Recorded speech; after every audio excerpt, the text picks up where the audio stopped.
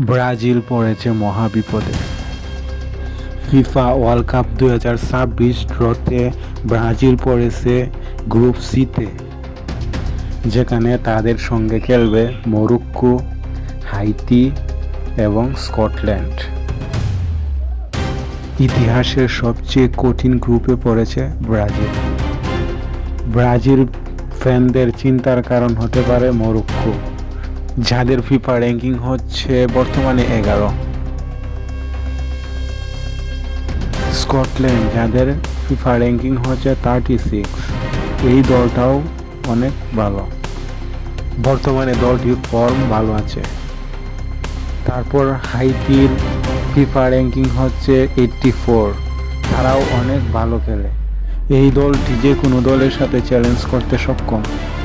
আর ব্রাজিলের FIFA ranking হচ্ছে বর্তমানে 5।